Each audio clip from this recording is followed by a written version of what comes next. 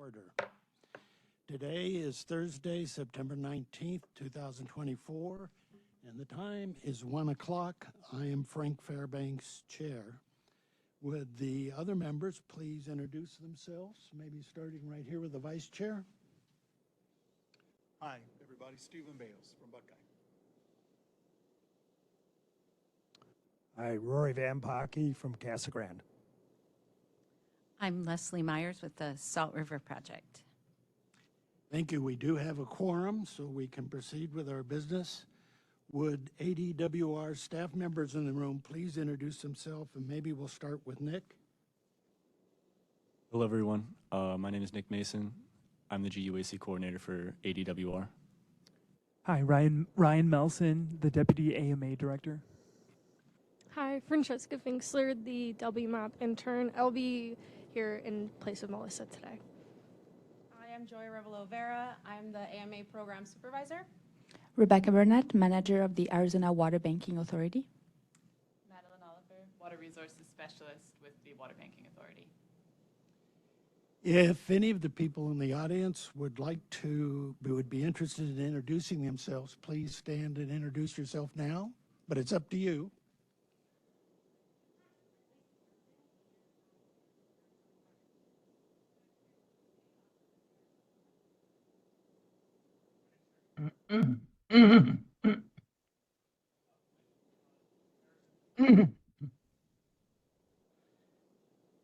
Thank you.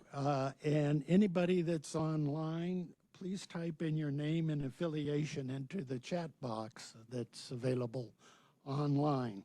Well, today we'll start with agenda item 2.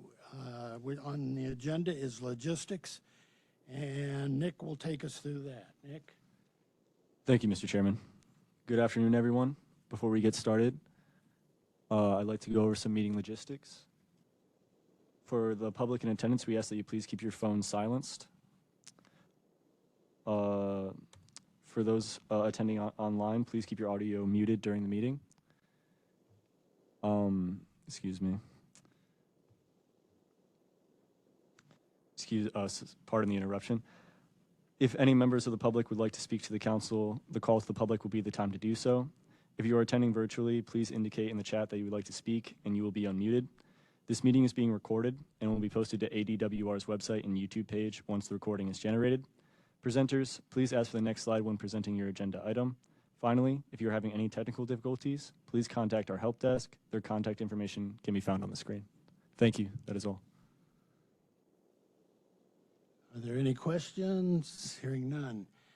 The first action item on our agenda is election of officers for 2025. And as I understand it, the officers would take their position with any meeting after January 1st, 2025.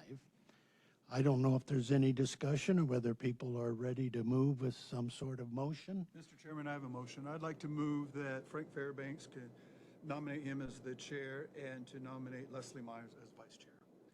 There is a motion to nominate Mr. Fairbanks and Ms. Myers. Is there a second? I second that. Motion is seconded by Rory. Is any further discussion before we vote? Hearing none, all in favor signify by saying aye. Aye. Aye. Those opposed, the motion is unanimous.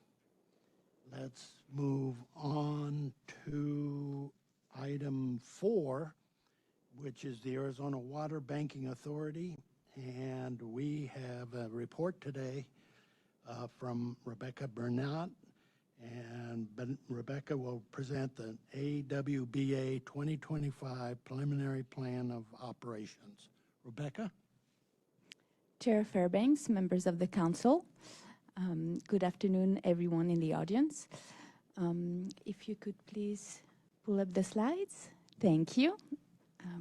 So every year we present our preliminary plan of operation to the GUAC, and we intend to summarize comments and questions from the council and the public into the final plan of operation that we'll present to the Water Banking Authorities Commission on December 11, 2024.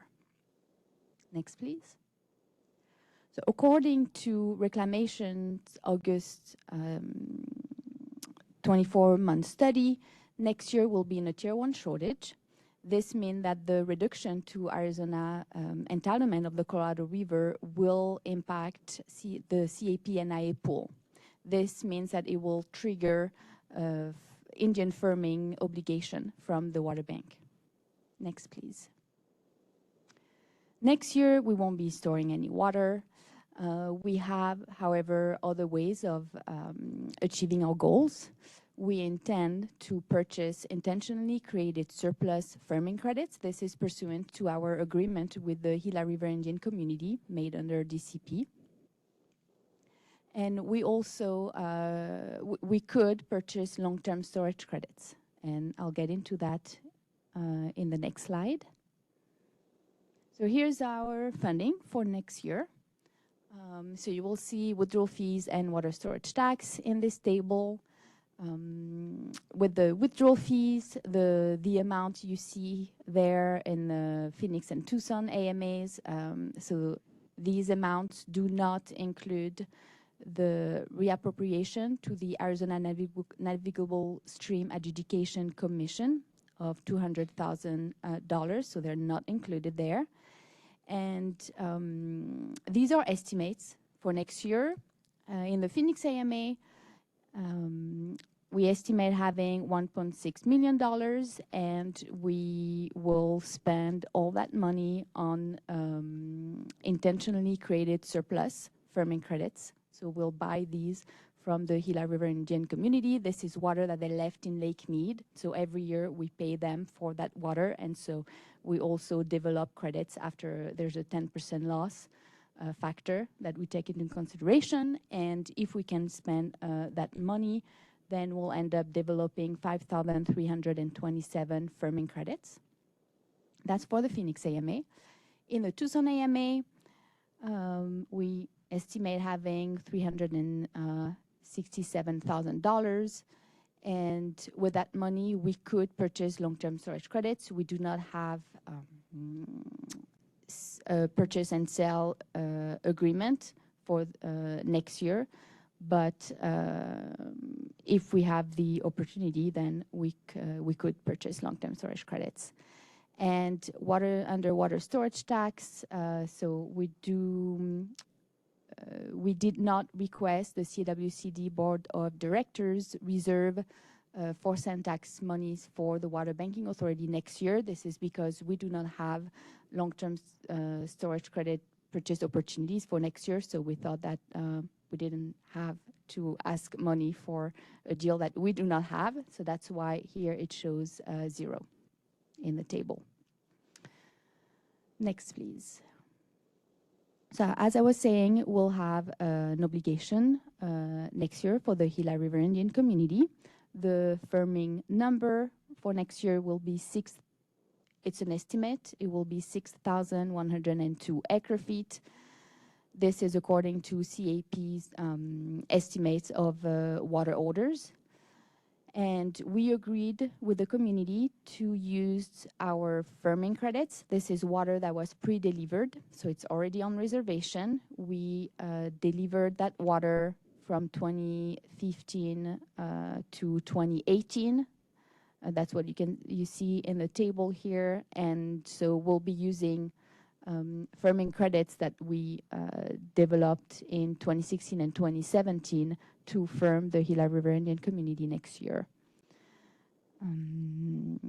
There will be no firming for CAP-MNI subcontractors, and there won't be any firming for on-river contractors either.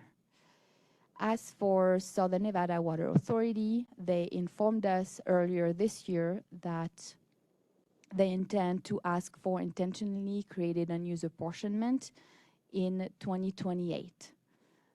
That's when we'll be recovering credits in Central Arizona in exchange. But so that won't happen next year. Next, please. So here, that's my last slide. It's a summary of all of the credits that we have by objective and location. In the third column, you will see the 6,102 acre-feet that we'll use to firm the Gila River Indian community. And further down the table, you'll see an exchange of credits of 12,350 acre-feet between the Phoenix and the Pinal AMA. So this is pursuant to a DCP exchange agreement.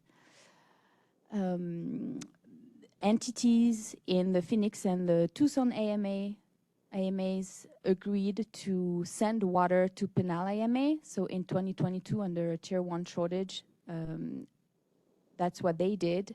And they accrued credits in the Pinal AMA, of course, because they're not located there. They don't have a use for those credits. So we agreed to give them credits that we had in the Phoenix and the Tucson AMA in exchange. And so many entities have requested this exchange, and here we're showing the remaining credits, the credits that remain to be exchanged. This is assuming we exchange all of the credits remaining in 2025. They technically have until the end of 2026 to request the exchange. And that's next, please. That concludes my presentation. I'll be happy to take questions and comments. Thank you. Are there any questions from the committee on the information? And did I hear that the agreement for the Maricopa AMA with GRIC, that's either a signed agreement or an agreement in process, or is it just a theoretical agreement? The very first slide. Nick, can you please go back to the first slide? Yep, go back. The table that was there. No, it was the first table. Thank you. And that agreement is completed Chair or Fairbanks, in process? members of the council, are you talking about the IGA between the bank and the Gila River Indian community? All right. So we have about 11,000 firming credits that we need to develop. When we signed the agreement, it was for 45.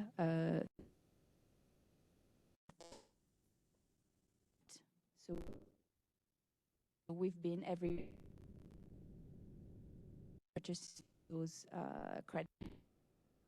So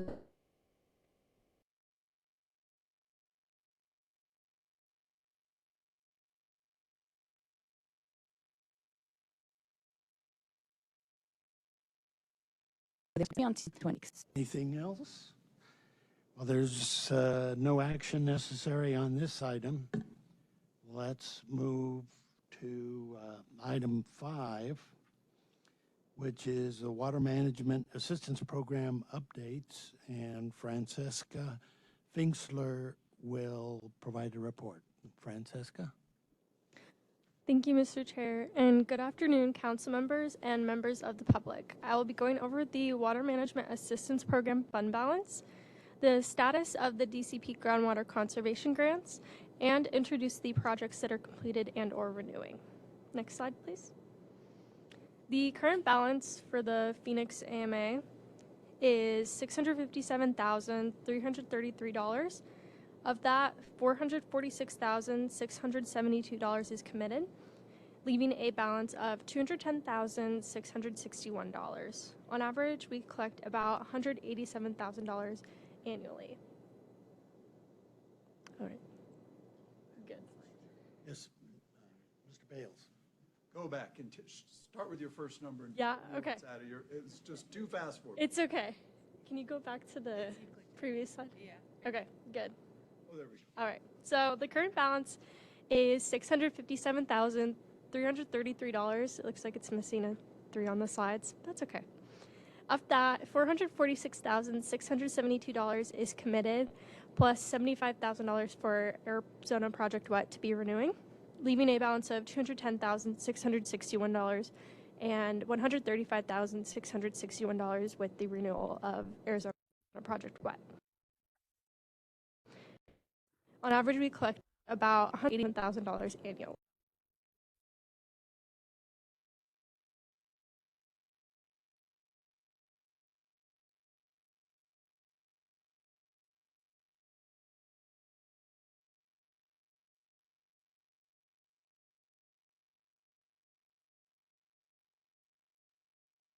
AMA, for Phoenix AMA. We're collecting 187. Yes, on average for withdrawal fees.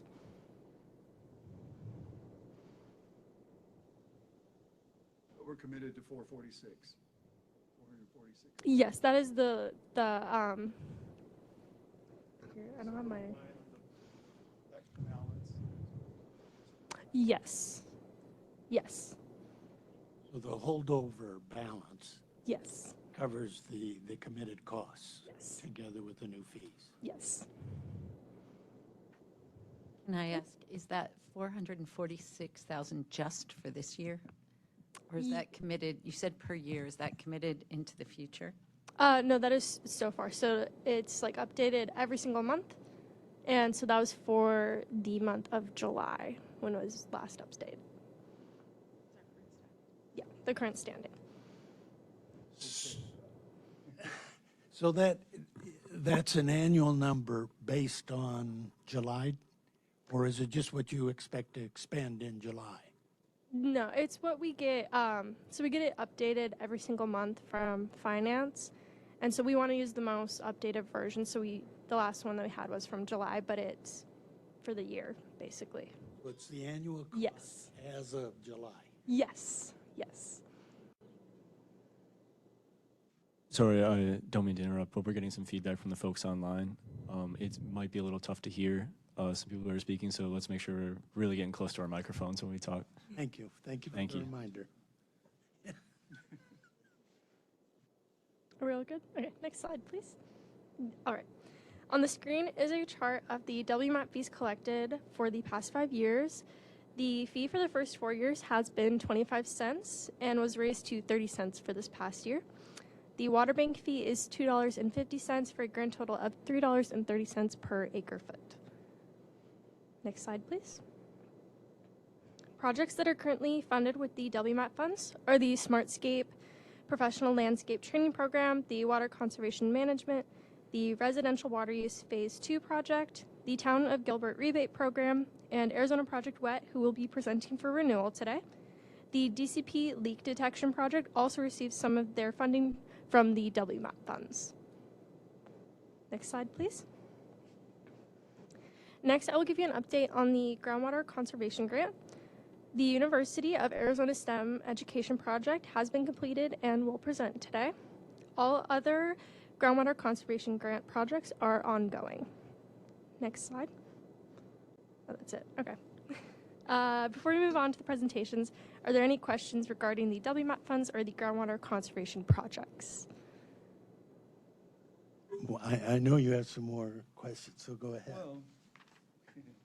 Well, I'm trying to fit in the 470,000, I guess we have annual commitment, what we're expected to collect per this sheet. Now, Joy, you jump in, because we went over a lot of this. I'm sure you could hear me. That's a good place. You just told these guys what you told me. So the 400 and can you go back one, Nick, so we could explain that a little bit more? One more back, please. Keep going. One more. There we are. There we go. So that balance is a rollover balance. So every month, we kind of deduct it based on the deliverables, what's completed, and up to this date, I don't know if you understood what Francesca was saying, but it's kind of like what's the balance that currently is right now. Right now, we have 446 in the bank. That's kind of where we're at. The remaining balance is 210. So why don't we stop there to make sure we understand it? That's not the annual fee. The 446 is not the annual fee. It's not the amount of annual contracts. It's the balance in the fund as of what, July 1st? Yes, sir.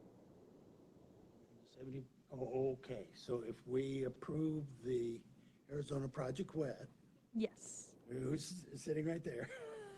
Looking rough, lady. Well, nothing's over till it's over.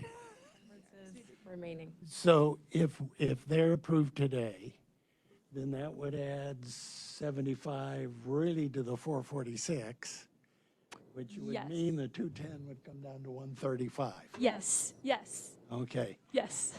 And then whatever the director decides for 25, 26, Yes. based partially on our recommendation, would be added to the 135 or 210. Yes. Would be the money that you'd have available for fiscal 25, 26. Yes, Yes. that's Yes. based on our projections. Yes. Thank you for giving us grace, Chair and members. We're finding our footing here. Yeah. And the projections will be up All there work together, all on the when we same team. vote. Yeah. So you'll be able to see the projections up there when we vote. Just kind of get a bigger, more a visual of it. So just again, when we, on this form that you sent out, Yes. it has this at the top, but then in the remaining funding column, Yes. right? It doesn't quite add up to 446, but that's essentially what you're talking about. That's for, yeah.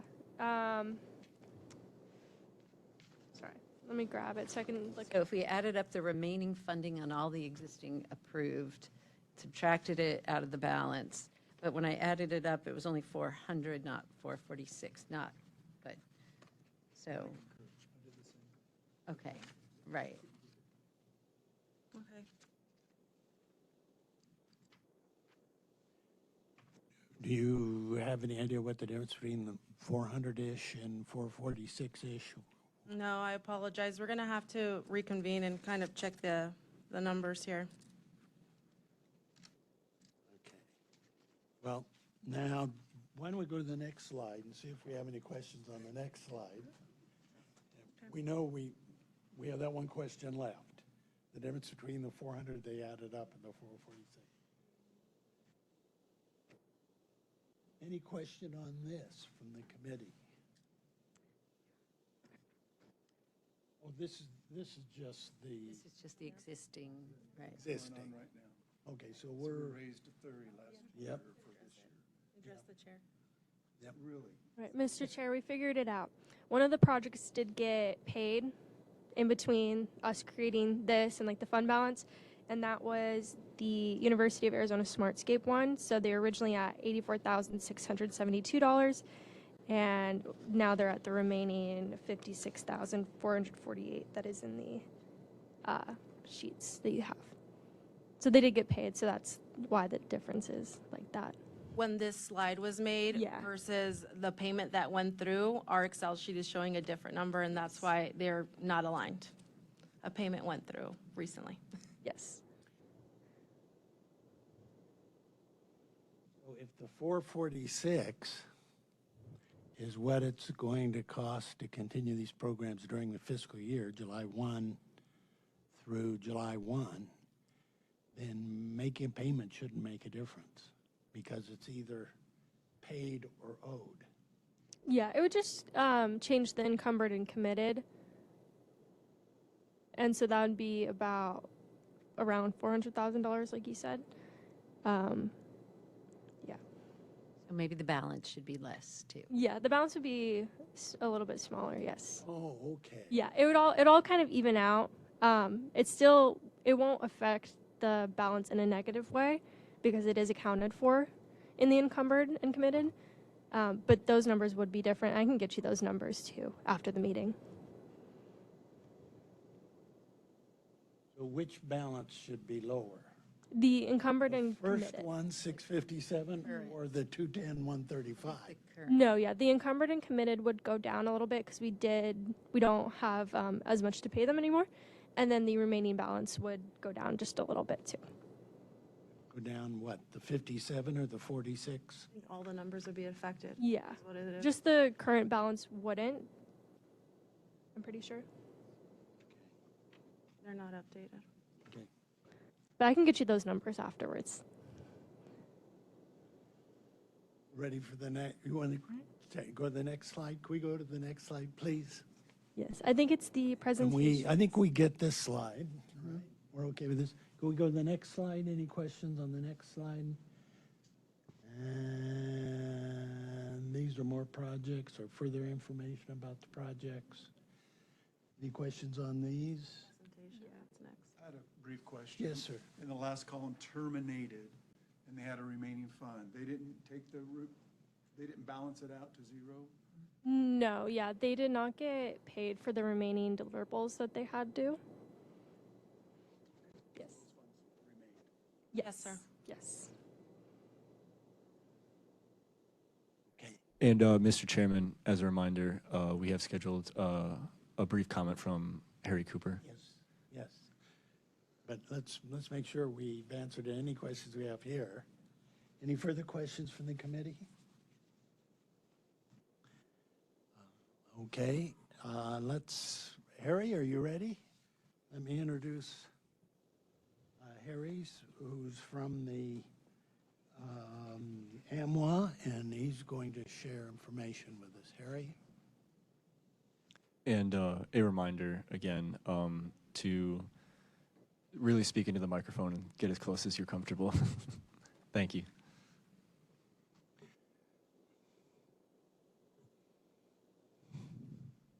Can you hear me? Okay. Good afternoon, Mr. Chairman and members of the council. As stated before, my name is Harry Cooper, and I am the Conservation Coordinator with the Arizona Municipal Water Users Association. I am here on behalf of AMWA to provide a few comments on the groundwater withdrawal fee and the Water Management Assistance Program funding. AMWA appreciates your continued commitment to the effective management and conservation of our groundwater supplies in the Phoenix Active Management Area. That said, we should all be proud of the numerous conservation projects that have been initiated over the years through funding supported by the groundwater withdrawal fee and the Water Management Assistance Program. The AMWA cities and other municipal water providers, as well as agricultural and other sectors, have used this funding source to advance water conservation and efficiencies in their communities. This includes more recent programs and projects, as previously mentioned, including Arizona Water Company's Leak Detection Equipment Replacement Project, the Residential Water Use Study with the City of Phoenix, and the Town of Gilbert's Irrigation Controller Rebate Program, as well as those long-term legacy projects, such as the SmartScape Professional Landscape Training Program, Arizona Project WET, and the agriculture-focused Water Conservation Management Program with the Buckeye Valley Natural Resources Conservation District. In light of the water challenges we are facing with long-term drought conditions and less water being delivered from the Colorado River after 2026, combine that with an already stressed aquifer in the Phoenix AMA, it is imperative, now more than ever, that the state continues to incentivize the development of innovative and creative water conservation project and program solutions. Appropriately funding the Water Management Assistance Program through groundwater withdrawal fees shows an unwavering commitment to the protection of our finite groundwater in the Phoenix AMA and reinforces the premise that water conservation programs and projects are critical to the overall sustainable management of our water portfolio. I appreciate the opportunity to speak before the council, and thank you.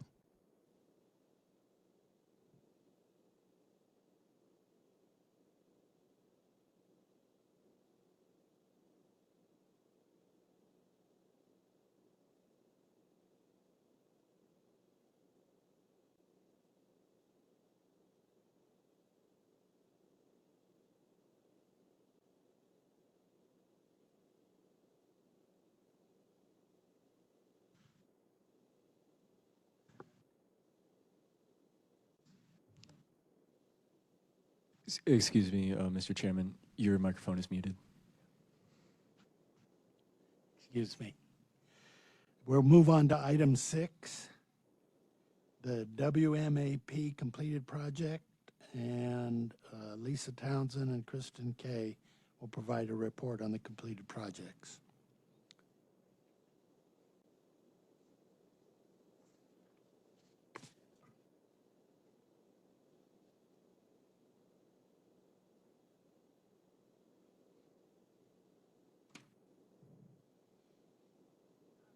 Thank you. My name is Kirsten.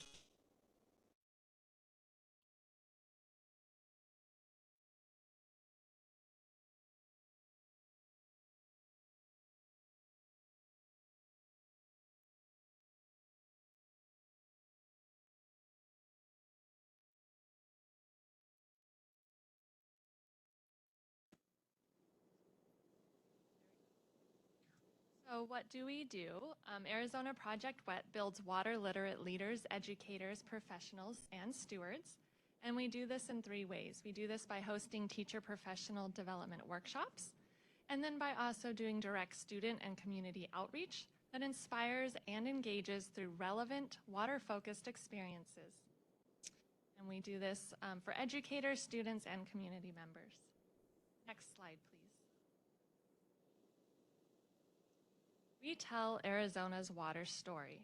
Arizona Project WET learners grapple with the intricacies of interconnected surface water, groundwater, the hydrologic cycle, as well as climate change, water management, and of course, conservation. Arizona Project WET education digs into Arizona's water resources, exploring distinctions about them, relationships between them, and the management of them. We study the long history of water management and use that narrative and current innovations to teach wise water use in a complex and ever-changing mix of water resources. You can see we do work on CAP and SRP that also provide us with lots of information and support.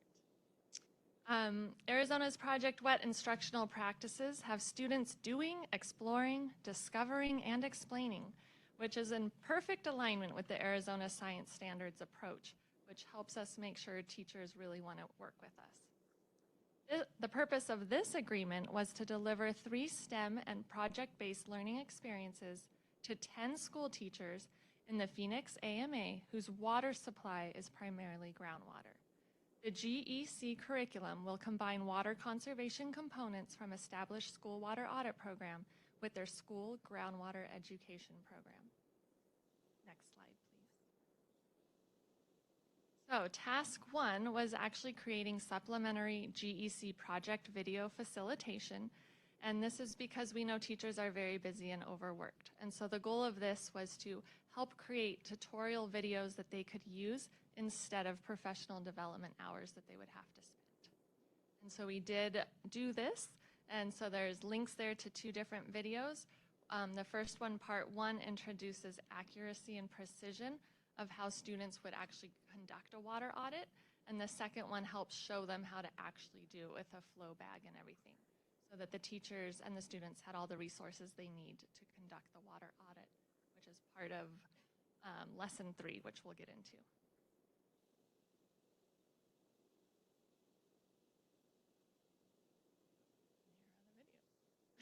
Didn't know they were going to be played. Sorry. Hi, I'm Noah from Arizona Project WET. We are so excited to come to your school and help you learn how to save water. But before we do, we want to help you get the best results from your water conservation activity. Today, we're going to learn about reaction time. Sorry, it'll take up our 10 minutes, so I wasn't expecting the videos to play. Okay, understood. Okay, thank you. A link to Arizona Project's WET YouTube page can be found in the chat box and on our website following the meeting. Perfect, thank you.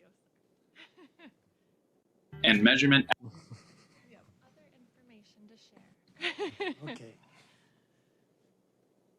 Thank you. There we go. Task 2 was to develop the actual curriculum.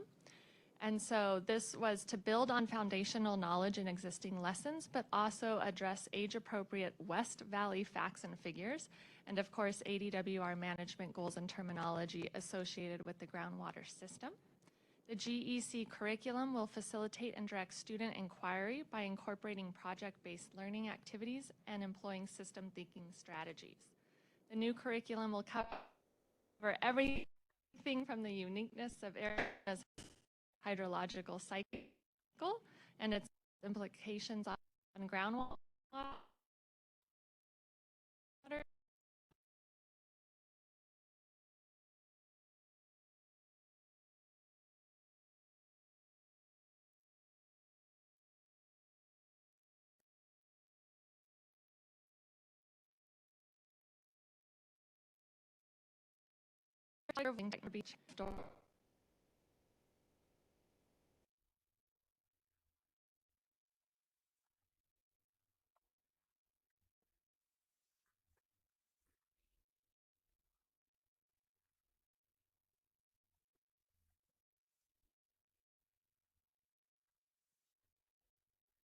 that groundwater exists within an underground system with different inputs and outputs, that they explore this system, understanding the connection between surface water and groundwater, and that gravity plays a really important role even if the water's underneath the ground. Make relationships, groundwater and surface water are connected, and take perspective. So as a water consumer, what will happen if we pump out more groundwater than what goes into the system? And then there's also an example of a worksheet that we created for the students to take home between lesson 1 and lesson 2 that help them calculate their water footprint and think about their use at home. Next slide. So task 2 was to create lesson 2. Lesson 2 builds on lesson 1, of course, but it also focuses more on overdraft and the impacts of drought and long-term climate change. And the other things that could happen if we continue with overdraft. Alongside with this lesson, we also focus on water conservation technology a lot more, helping the students to understand that technology has made it easier to access water, which means it's easier to waste water, but it can also help us save and use less water if we make good choices. And so we introduce things like Energy Star appliances, hose nozzles, drip irrigation, high-efficient shower heads, and other things, including the aerator, which is then brought up in lesson 3. Next slide, please. So lesson 3 builds on the other two, but this is where they actually do the water audit. Students, along with volunteers and teachers, replace aerators on their school campus to conserve water. First, they measure what's there currently. Then they actually take the aerator off and measure, which really gives them that aha moment of how much water would be coming out with no aerator at all. And then we install a 0.5 gallon per minute aerator, and they actually test that 3 times to make sure it's accurate. And then, of course, any water that they're collecting in a 5 gallon bucket, we make sure they water the plants or trees outside, making sure that conservation is there. Usually they replace 1 to 4 aerators in each group. And then they put all those calculations back into the worksheet so that we can add it all up. And that was just an example of one of the flyers we used to promote this program. Next slide. So from development to delivery, now that we've created all of those programs, we actually went and delivered them. So task 3 was deliver lesson 1, groundwater system lesson. Task 4 was to deliver lesson 2. The conservation technology lesson, and then task 5 was to deliver lesson 3, which was the water audit activity. Next slide, please.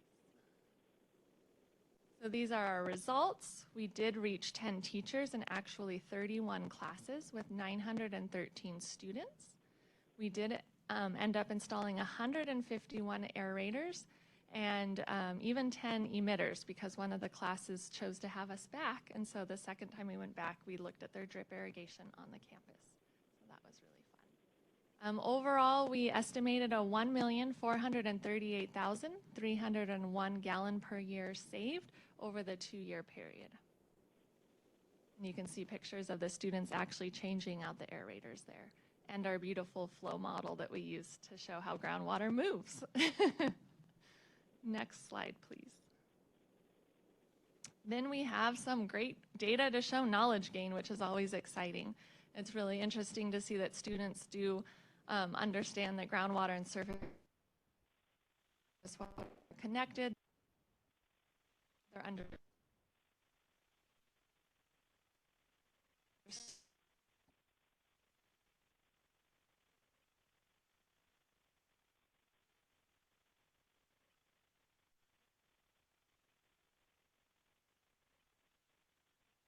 those other different data there.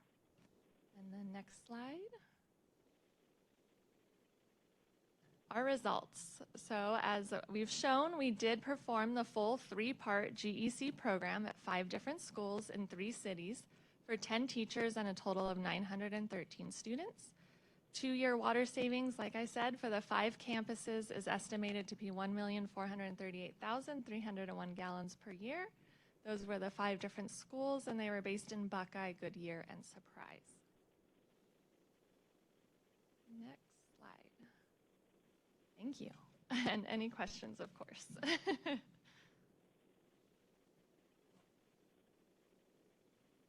Are there any questions from the committee? Mr. Chair, in the past, we've had, I thought it was from U of A, Pam Justice presenting. Is that this program? Yes. Yes. Okay. What'd you do to Pam? She has since retired. Yes, she partially retired a year ago, was part-time, and now she is fully living the retired life. And she's so young. I think she's my age, you know? So how could she retire? Thank you. Great presentation. Any other questions or comments? Do you all still do water festivals? Oh, yes, we do. That's me. Thank you. And how many do you do a year? So last year, statewide, we did 37. This year, we have 36 on the books. We've had to double the size of the team delivering water festivals because we're going to be in Kingman or Nogales. We're kind of everywhere. In the Phoenix AMA alone, we have 15 water festivals for this school year, and we have 5 other municipalities waiting in the wings. And about, so I don't, how many 4th grade students, is that right? And how many students at a festival? It's going to vary. Some of the largest festivals have nearly 1,000.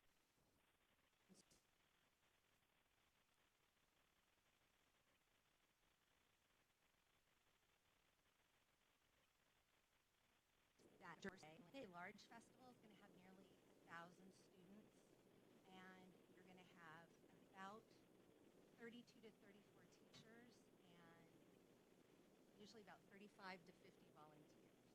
We even have some 2-day festivals because the school districts are so big. So Chandler and Gilbert both have 2-day festivals that we do. So we have numbers in the next presentation for that, but we had over 1,400 students just for Chandler. Okay, I don't want to take away the next presentation. Seems like you're really making great strides in reaching throughout the state, and their knowledge base looks like the percentages are going way up, correct, on water conservation and so forth. It's very rewarding. It is incredibly rewarding, and Kirsten and I had this surprising encounter. This summer we were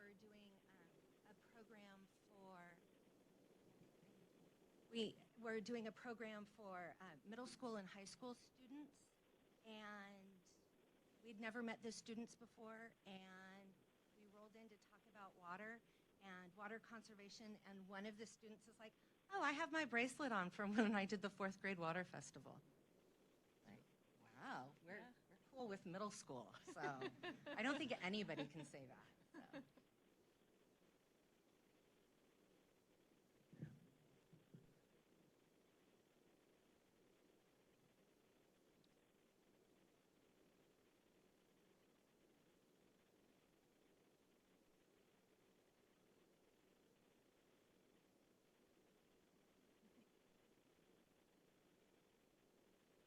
Thank you very much, Chairman. Thank you, members of the council, for having us. Yes, we would like to talk about this upcoming year. So I will kind of skip through the first 3 slides because they're going to look very familiar. But really, one of the things that we do when we talk about explore, engage, tell the story, is we want our experiential environmental education to do 3 things, and that is really inspire and empower. We want our audiences to feel something, to learn something, and then be empowered to do something. And that is the mindset we go into all of our programs with. So in this past year, we had teacher multi-day workshops, and there were 4 multi-day workshops.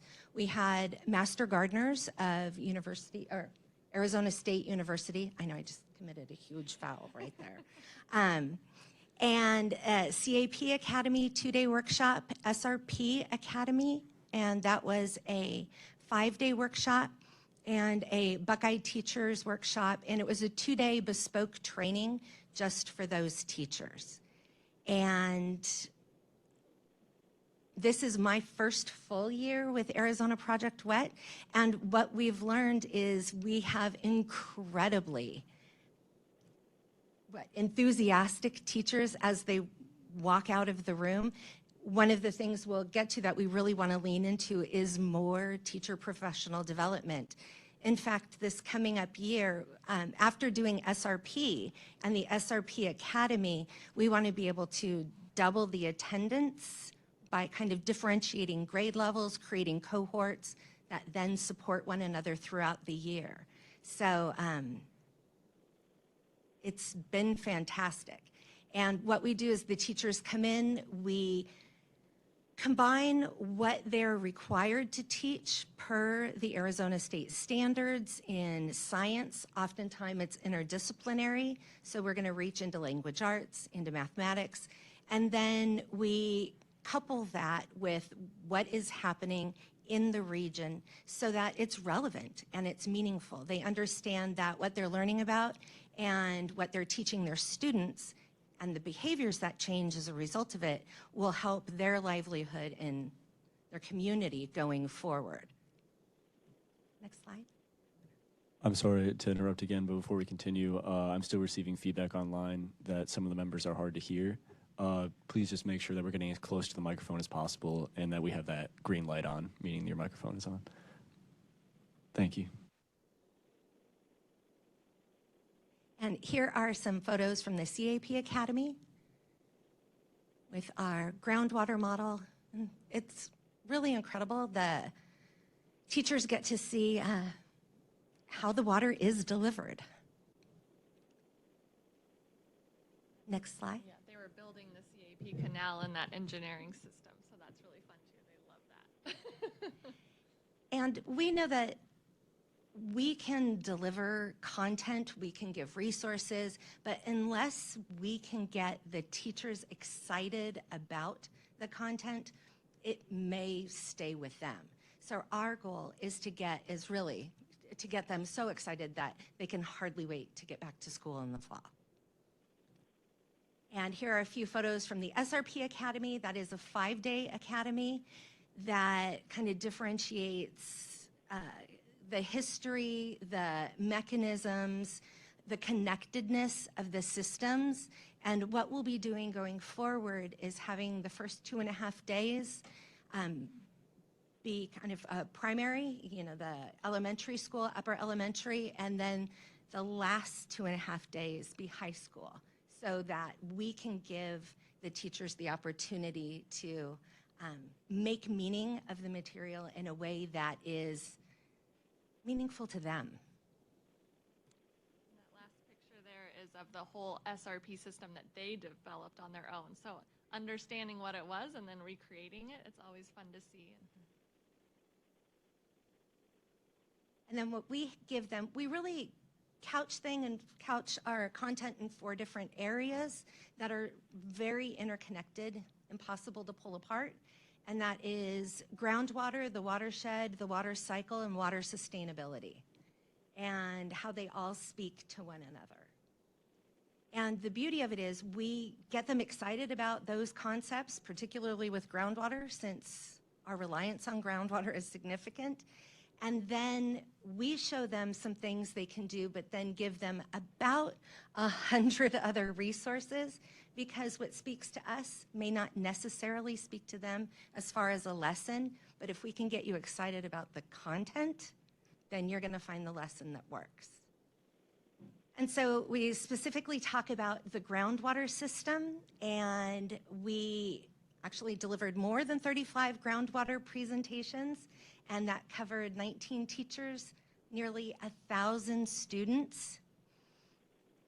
And one of the things that we did do that we didn't anticipate is looking at what we had been doing in the 3-part groundwater program that Kirsten had just reported on, and revamping some of the programs and recreating programs that we have. Well, we also really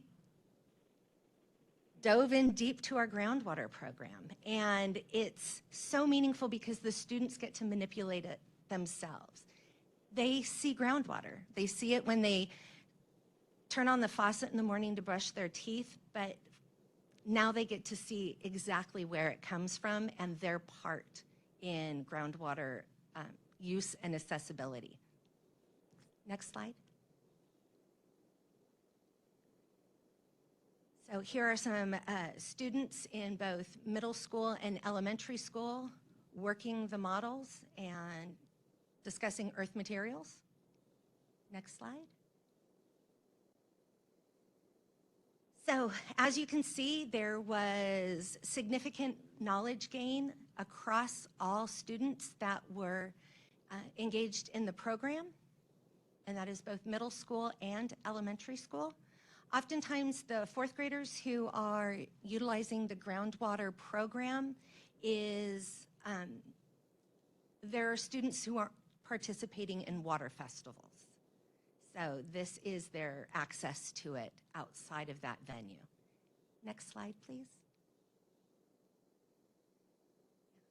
Same thing, knowledge gain across teachers and with the high school students.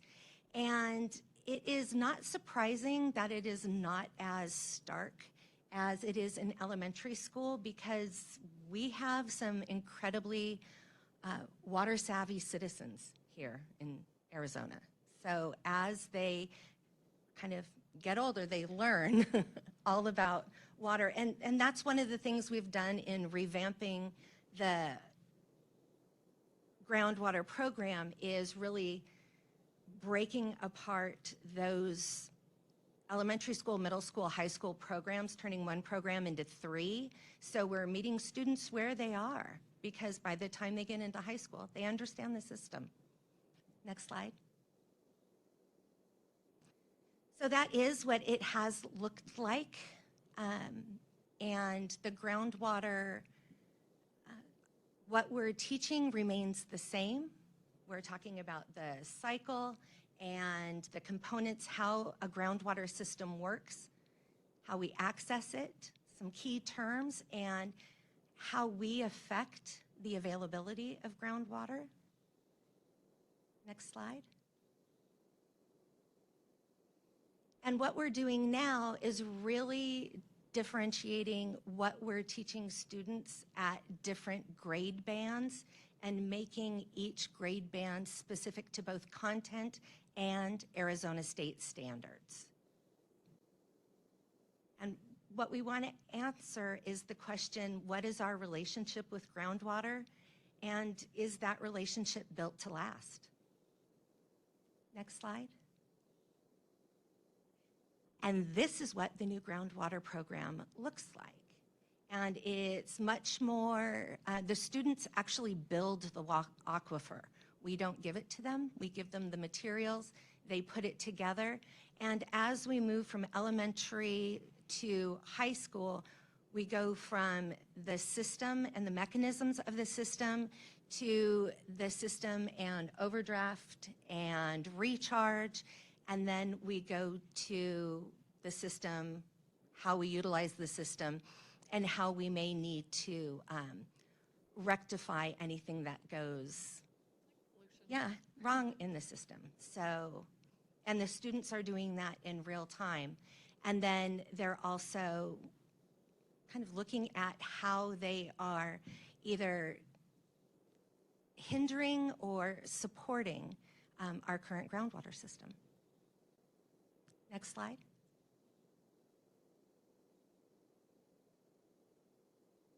And so here, along with doing the groundwater classroom programs, we also delivered 3 water festivals for 4th grade students within the Phoenix AMA, and that was the 2-day Chandler, the 2-day Gilbert, and Apache Junction.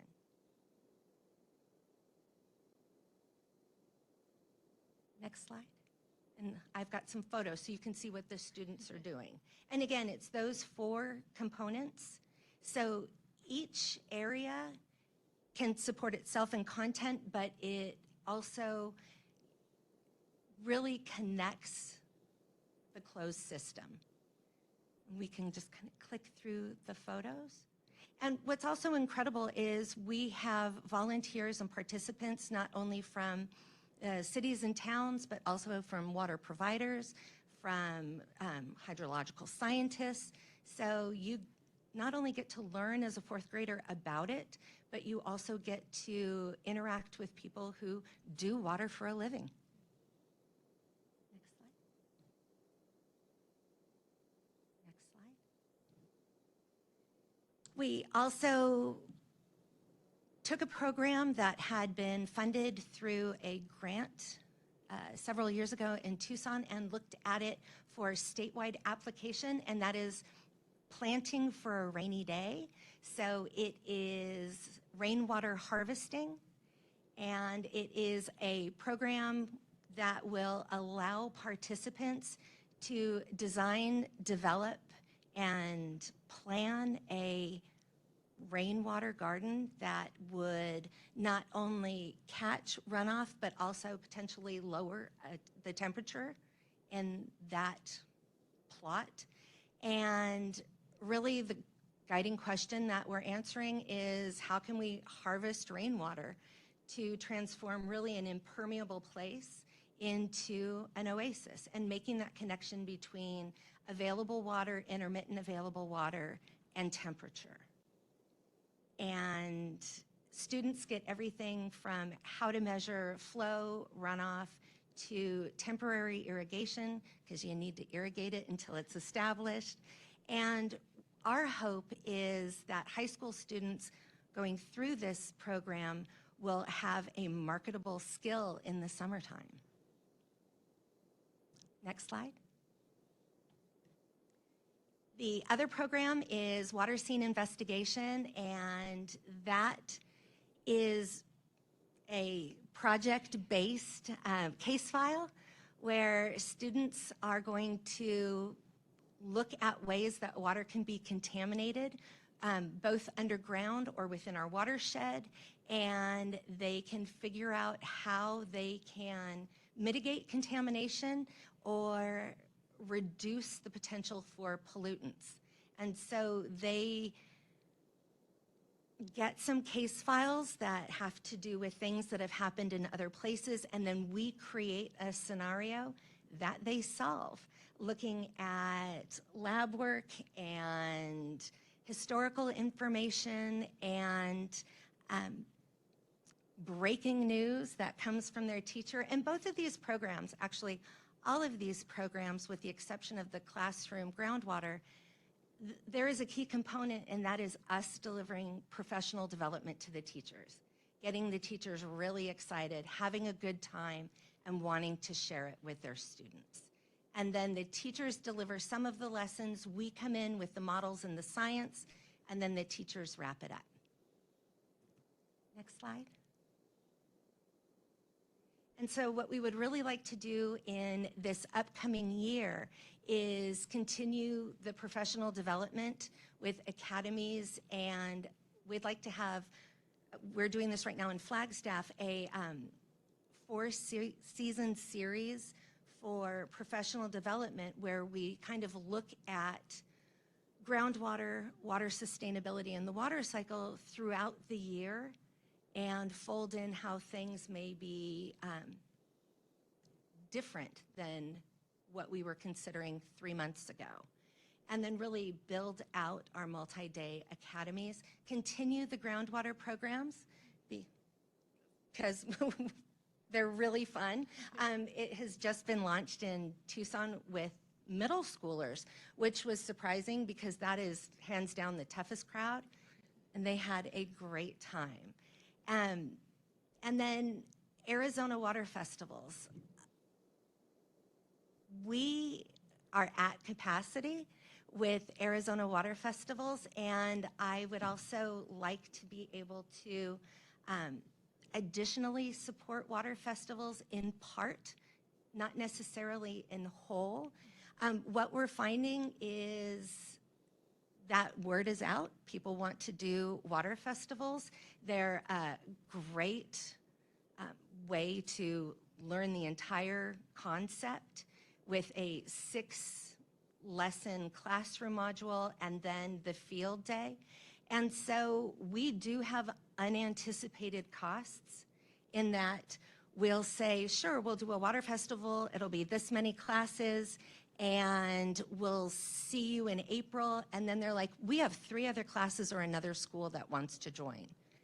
And our motto is we don't turn away students. And so it's helpful to be able to say yes, and we have the capacity to do that. We have developed Planting for a Rainy Day and WSI, our water scene investigation. They will both be piloted by mid-November, and we would like to be able to offer at least 2 water scene investigations and at least 1 Planting for a Rainy Day in the next school year. And when we do that, just to give you a little more perspective, with both the high school and the middle school, we're going in and reaching an entire grade level in that school. So we would hit, what? Yeah, 250 students in a day. Next slide. So thank you very much. We appreciate your consideration and hope to continue our partnership going forward. That was a great presentation. Thank you. The only thing was missing was how much. 75,000. Yes, we Is would that- like to, we will reallocate a little bit. So we've got more money going to water festivals. And Councilmember Myers, like you had said, water festivals are so popular that when we looked at water scene investigation and Planting for a Rainy Day, we're looking at that model where we're going to engage the teachers are going to deliver lessons, and then we'll come in for what we like to call a mass student event. And that way, it's also scaffolded. Every year, whether you're in elementary school, middle school, or high school, there is a program that is available that deepens your understanding and your knowledge of the system. So, thank you very much. You're welcome. Is that the same level of funding you have now? So, It is, and that's an annual number? yes. And that is for this fiscal year or next fiscal year or the calendar year? I think the way that it's written now is it is calendar year. Okay, okay. Are there questions from the committee or comments, ideas? I have one, Mr. Chairman. Ladies, in the earlier presentation where you closed it up, the deliverables, I was really glad to see a lot of Buckeye schools in there. Now, have you taken the water festival to Buckeye? Yes, we have. Yes. I didn't see any photos. So I the have no city, photographic evidence. no, the city, But you have been out there. yes, Oh, yeah. the city of Buckeye sponsored that one, so we didn't need your money to do that. So we did. That's why the 3 that we highlighted here was money that Yes. helped contribute to those other ones. But we actually only started it as of last year. This will be our 2nd year, but we're very excited. That's why we did the teacher workshop with them last year. We did it for the entire 4th grade teachers. So every one of them was required to take our training, which was amazing. Was that in the Buckeye Elementary School Yes, District? it was. Okay, Yes, thank at Sundance Park.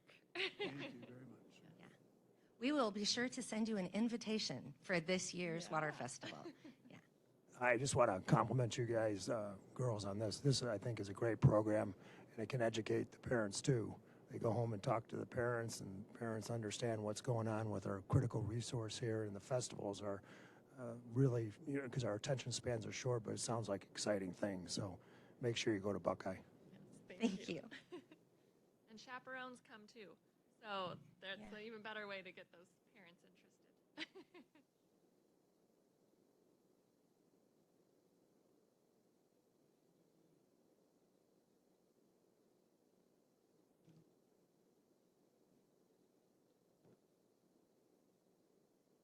Correct. This is an action item on whether or not the council would recommend the contract to be renewed.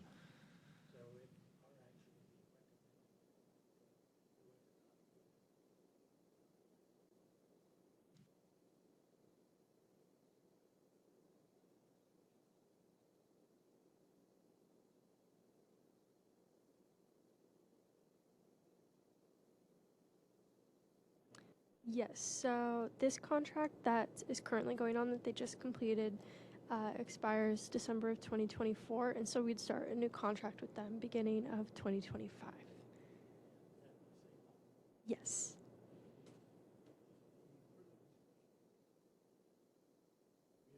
What's the time commitment?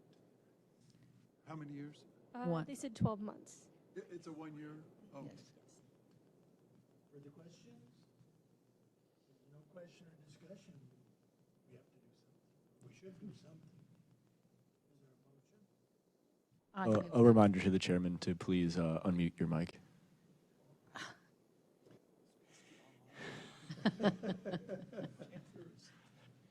Is there a motion on the matter before us? Yes, I move that we fund the Project WET proposal for calendar year 2025. And I'd like to second that. It has nothing to do that I'm a wildcat. Guaranteed. There's a motion and a second to recommend to the director that this project be funded at the $75,000 level for the next calendar year, 2025. Any further discussion? Seeing none, all in favor signify by saying aye. Aye. Aye. Opposed? No. The vote is unanimous to approve. Okay, so next. very much. Thank you. The next item is a groundwater withdrawal fee recommendation. And so I don't know if, Nick, you want to do an introduction to this or just totally up to us? I leave that up to you, Chairman. I believe you all are familiar with the process. We've been there a few times. So I guess last year the fees were increased, and you can make make a very strong case to increase it. You can make a strong case to leave it where it is. I guess there's a case to decrease it, but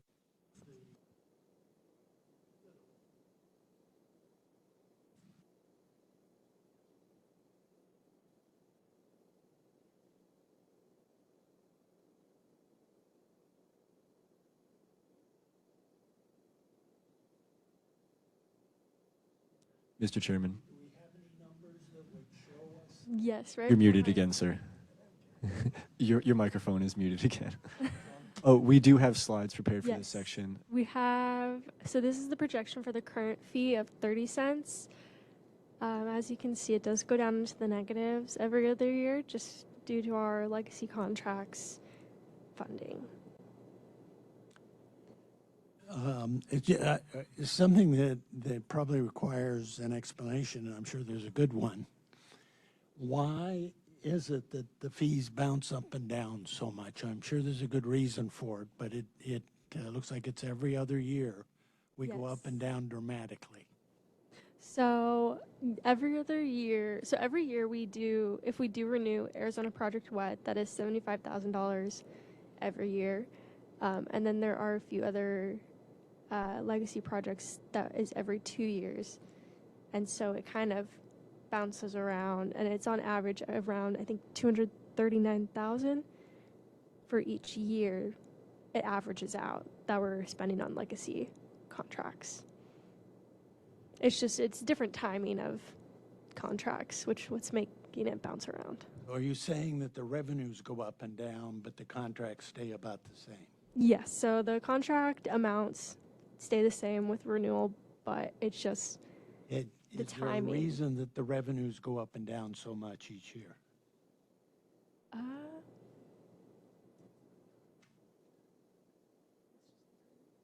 Yeah, so it's just the timing of the contracts. It is indeed. Still, yes. Yeah, So the so answer is the timing is the timing. it is, yeah. So some contracts get renewed for legacy contracts. They get renewed every 2 years. Some are every year. And so when it's the every other year, yeah, so 1 year versus 2 year contracts. So when it's the 2 year contracts, there's more 2 year contracts. Yeah. Let me ask That this makes sense. question. Does the state and the water department have the facility to handle deficit numbers? Is that lawful? I hope it is, but I don't know anything about your financial basis. Because it looks like we're in good shape, and then we're in debt, and then we're in good shape, then we're in debt, then we're in good shape, then we're in debt. Is that all lawful?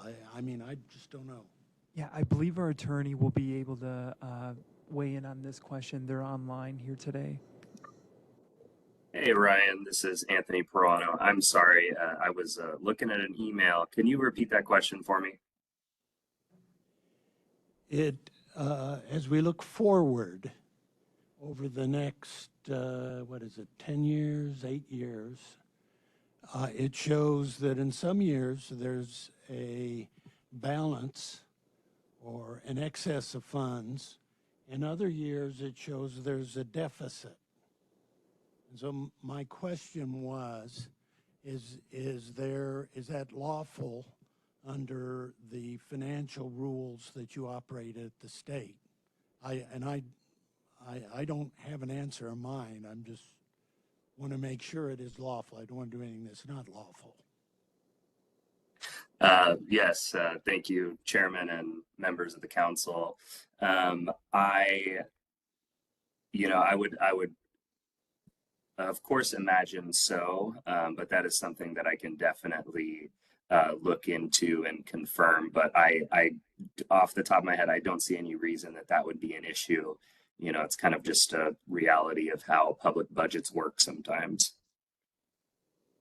But I will definitely look into that issue and get back to the council with a solid answer on that.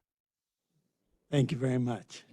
So just a comment, it looks like, based on these numbers, that even the positive balance continues to decrease over time. So my impression would be that we'd have to reduce the legacy contract amounts if we wanted to stick with this rate. Yes. Yeah, so if you wanted to stick with 30 cents, you would have to fund less of the legacy projects. Stay in balance. Yeah, basically. And this is the projections for the 35 cents. Even a 5-cent increase does help. It at least keeps us out of the negatives. So here, I have one more question. Go ahead. So it looks like at 30 cents, we're imagining that we'll get, or estimating that we'll get $224,000 a year. So is that about 800,000 acre feet of water pumped a year? And my question is, I think we actually, wasn't it less than that in 2023? And I guess are we anticipating that pumping will stay stable in the Phoenix AMA as far as generating pumping fees?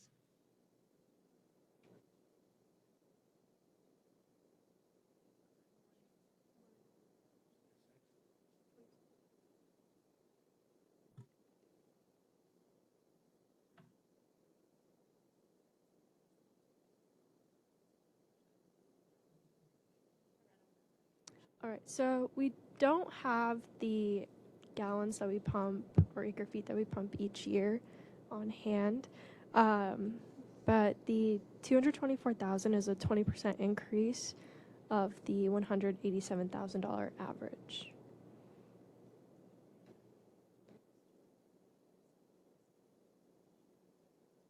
Yeah, and we can also pull up the WMAP fee total that we received for 2023 and also 2022, just to compare, if you would like. Committee, I was struggling with page 5. and Leslie asked really the material question there.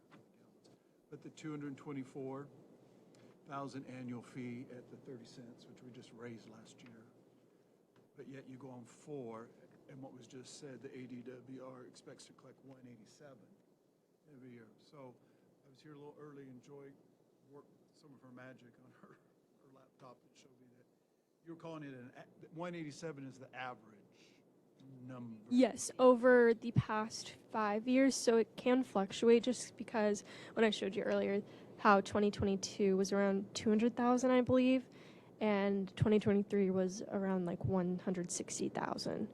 So it can fluctuate. And so that's including the fluctuation that can happen. I had brought up another question I'd had looking at this at home is I couldn't find my note from last year. It's somewhere, this projection. But I thought by raising it the nickel, we were going to be good into the future for several years, and then we're already running dangerously low into deficits, possibly needing to cut programs or raise the fee. And I was asking how that happened, but Joy, you found last year's projection, and you showed that to me. And what had happened, DWR did not collect the fees. The water the projections fell below the pumping amount. Yes, Joy speaking, that is correct. Yes. Francesca's going to pull up what the actual amount of what we collected was for the year. We start with 2023? 2022 first? We'll do, yeah. So Your mic's off. sorry. So the numbers for 2022 for WMAP fees we collected in total for the Phoenix AMA was $206,495.64. And then let me pull up the 2023 numbers. And these are just projections, so they're not going to be the actual set in stone numbers that we see every year, so they can change. They're just projections. And then what was actually collected for Phoenix AMA WMAP fees is the $160,418.84. So there was a big decrease in WMAP fees collected. And it could, and these were grabbed before today because they've been changing every single day. So the numbers may be a couple hundred off, but it's still around the 160,000. But yes, the projections from earlier that were on the screen with the graphs, those are not going to be the actual numbers that you see, like to the cent. They are just projections, so we may see a difference.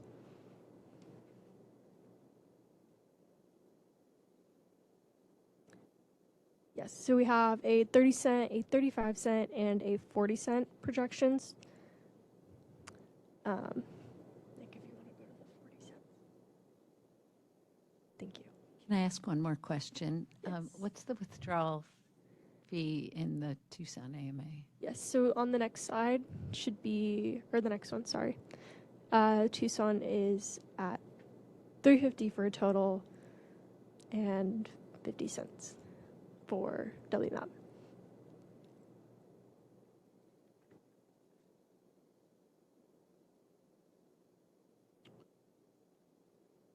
I have a quick question. Are the costs, these programs that are coming up, is there any that might be terminated like that one was, or are they pretty going to stay consistent here for the coming future? It's not guaranteed. We can't obviously foresee if one is going to be terminated or not. So I can't really comment on that just because it depends on the projects. Some of these contracts will terminate, but the experience has been the new ones come to take their place. Yes. But I think both the apartment study and the Gilbert study, those are 2-year programs. I think the agricultural program is an ongoing program, and there's no reason to think that the need of that is going to go away. But some of the other ones, I'm sure there'll be a new proposal, but don't they complete and terminate? Yes, I I think what Councilmember Rory was saying is terminate in the middle of the contract, correct? Or at the very end? Yeah, I was when just trying to get an understanding Yeah. what's coming down the road, so you know what Yeah. cost you have, that's all. Yeah, no, we can't really estimate that just because we're not 100% sure. But if it's not a legacy contract, it will not necessarily use the word terminate, but it will end. It'll just the contract will end. But yes, it's the legacy contracts could also end and not get funded again. It's just up to the director on what happens. Yeah, he could choose to not fund one year. But some of these programs are ongoing. Project Wet is a good example of that. Yes. And there's some other programs that are like that, that one would see being continuous over time, even though they're approved 1 or 2 years at a time. Others of these programs are to do a specific thing, which will be completed in 1 year, 2 years, 3 years. And one assumes that once that's completed, somebody will come up with a wonderful new idea to take up that space. But those aren't guaranteed, are they? I mean, when they're done, they're a study this and come up with this conclusion.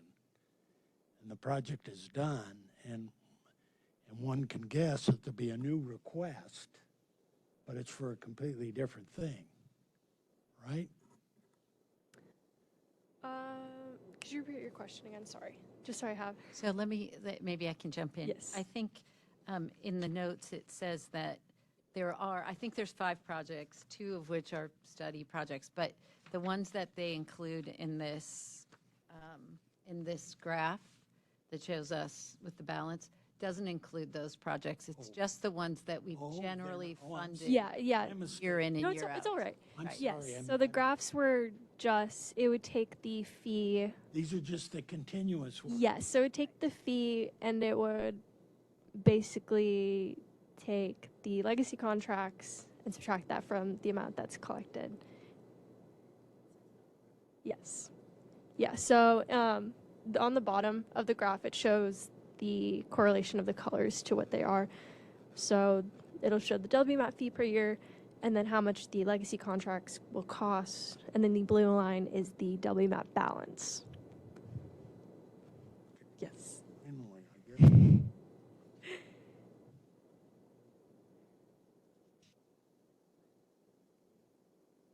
Are we fully confident in our math and some of these numbers? If we're talking about fees of 160,000, then why do we have the 224 still on the 30 cent and the 35 projection we show 270 potentially? Is the department anticipating an increase in the pumping of the actual water?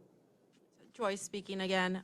Those are just averages. So it's 187 on average. We included a 20% increase just for projection because we never know if we're going to make more money that year, and that's why it's at 224,400. That's with 20%? 20%, yes, sir.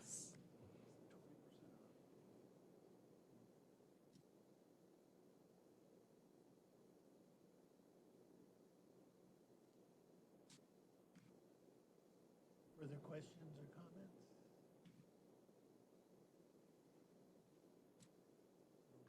Mr. Chairman, your microphone.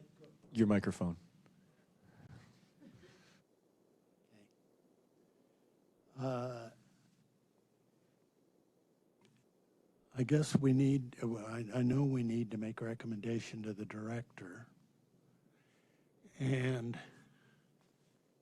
I get them, some of the numbers that they've charted up are the 30 cents, which is where it is now, and the 35 cents, and the 40 cents. The 35 cents keeps us from having these negative balances. And the 40 cents actually keeps us with healthy, positive balances. Yes, that would grow the funds quicker yes. And you could possibly fund more projects eventually. And of course, any new projects are really the director's decision, but they would probably come through the committee, and the committee would make a recommendation on them. Yes, sir. And, but it's the director's ultimate decision. Mr. Chair, Yes, sir. I had another question.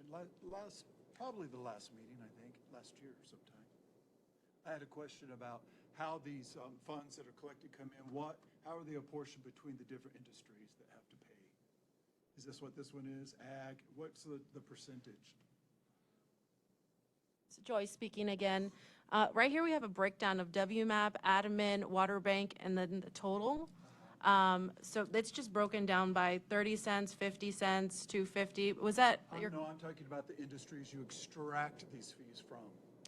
Oh, I don't have that information, but we can get that for you. We could also post it on the meeting site. The email from Melissa Okay. Sykes, dated February 6, 2024. Recharge is 0.5%. Industrial is 17.1%. Municipal is 20.9%. Agriculture at this time was 61.6%, so 62% coming from the ag sector. Yes, so we have those numbers right here. So agriculture is 61.6%, muni is 20.9%, industrial is 17.1%, and recharge is 0.5%. If those are the same numbers, I'm not really sure. And those numbers are based on the amount of water pumped, the fee's the same for everybody? Yes.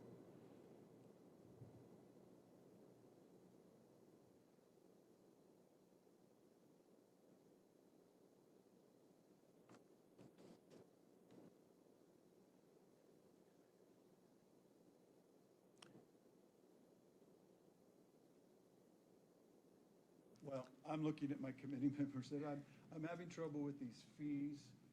And even when I see what you're saying, the 224, they added 20% to the whatever number they're using, 187, I think, they projected. But if it was really 160 that they brought in, and you add 20% to that, which there wasn't a 20%, it'd be 192. So then that throws all this out. And then to jump ahead for what we want to do, even raising anything, then that projected fee becomes questionable again. Makes it hard for me to make a decision looking at that.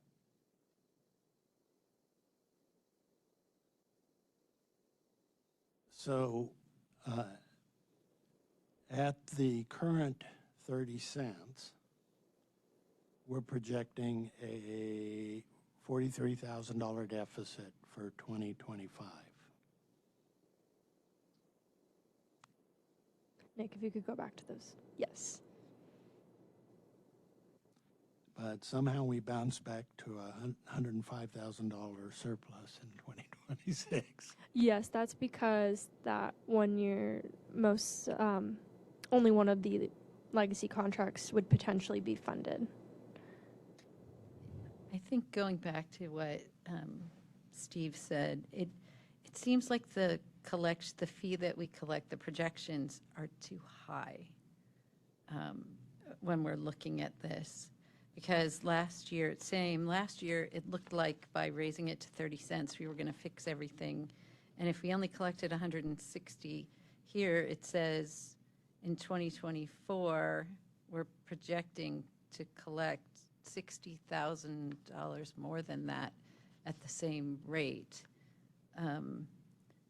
So I understand that it changes from year to year, but I'm just wondering, do we think that we're going to pump that much more water every year to be able to create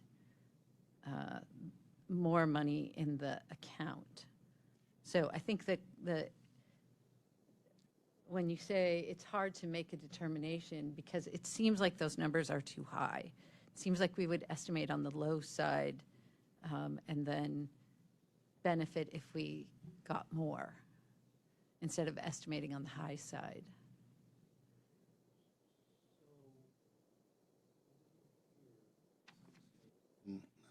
I asked this question earlier and didn't get this answer, so maybe what I heard was wrong.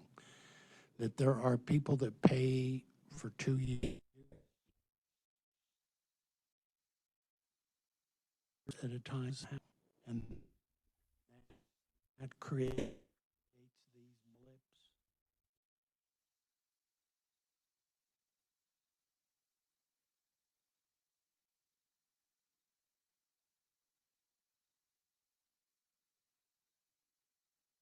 Water up on site. Yeah, no problem. Annual reporting is paid on a yearly basis, so it's just straight. They're not paying 2 years at a time or anything of that nature. So I get that the expenditures are more or less flat is what we're projecting. But we have these changes. So if expenditures are flat, that we're going to keep doing the projects that we're doing, and we don't see new ones we're going to have to do, then the revenues must be going up and down to create these deficits and surpluses.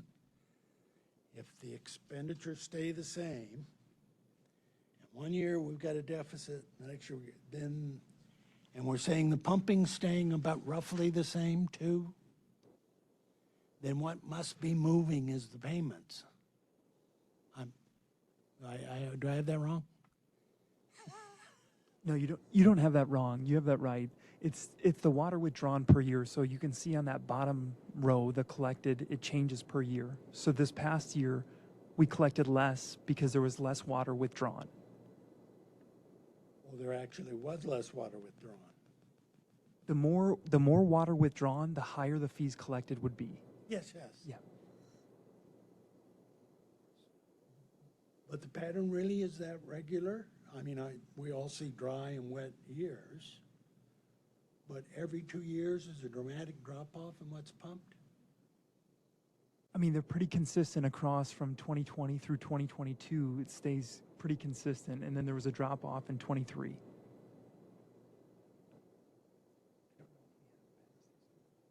I'd like to attribute that drop-off to the ingenuity and craviness of the Arizona farmers and agricultural community. Thank you, everyone. It's across the board that's happening, Frank. Water prices are going up, energy prices are up, so everybody's squeezing. Oh, yeah. Squeezing, is that fair to say? No, I believe that. But what this doesn't show is a gradual decline because of prices and better irrigation technology and better home use of water. We don't see this. We see this. That's the... Oh, you're looking at the blue line, is that? I'm looking at the revenues. Mm-hmm. So we're equating revenues to usage, and I'm not sure that's true. Do the contracts fund exactly equal every year, or do some of them take maybe a larger No. this year and lesser? And Yes. that causes these? Yeah, so for the legacy contracts, they're funded on 1 year and 2 years. So, like for this year, we'd be renewing Arizona Project Wet, so that would only be the $75,000 for legacy contracts. But then next year, since we'd be recommending to renew the 2-year contracts that are expiring, plus the Arizona Project Wet that expires after 1 year. So every 2 years, we're recommending to renew all of the legacies, but every year we're recommending to renew just Arizona Project Wet, if that makes sense.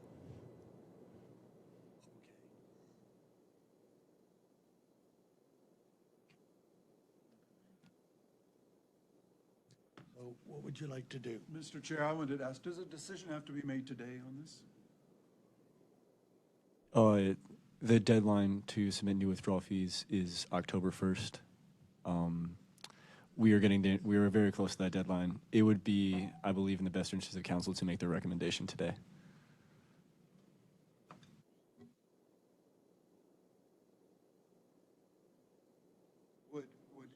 Mr. Chair, would anybody like to take a stab at these numbers and the fees and maybe make an adjustment down or up, or in light of what we've seen the last 2 years?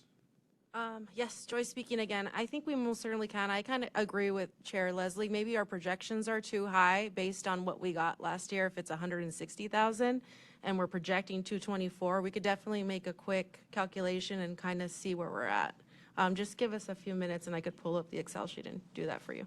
While we're doing those calculations, I do want to allow enough time for public comment for those who are online.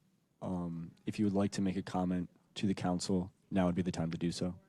Hi, Nick. This is Anthony Perano, Deputy Counsel with ADWR once again.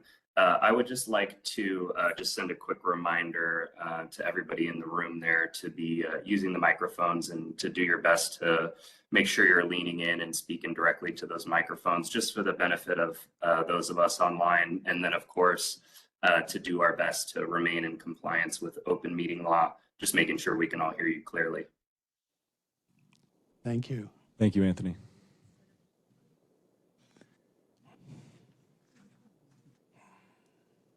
If anyone else from the public online would like to make a comment, now would be the time to do so.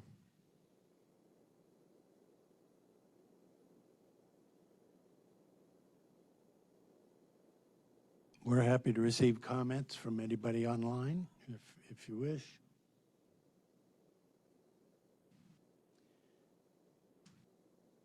Hearing none. Hearing none, I do want to allow for enough time on the agenda items that are remaining, though we, of course, recommending the ground water withdrawal fee is the most crucial. If the council has any other questions to any of the other agenda items that we heard today, possibly we could answer those at this time. Of course, this is all under your discretion, Chairman. Okay, is there a question or information that would help us conclude this that we'd like to ask for, and then we'll come back to this? Hearing none,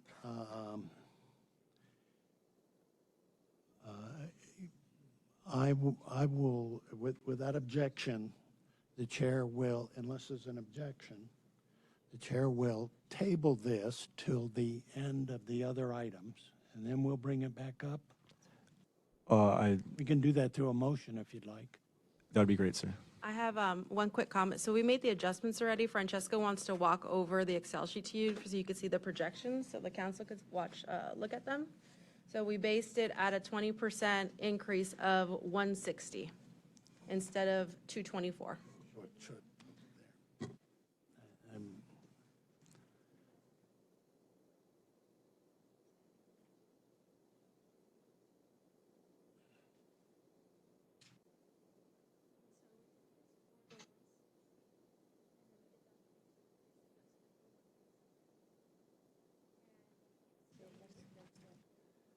For those attending online, the information that is being shown to the members will be available post-meeting. Thank you.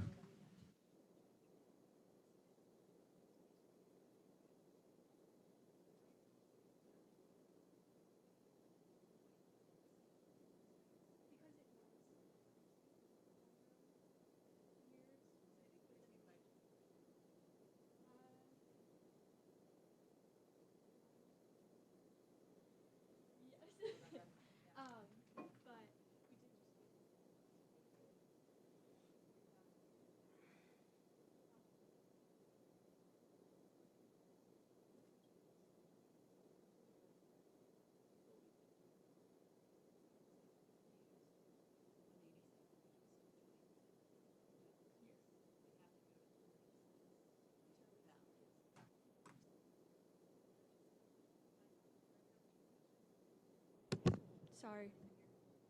Mike.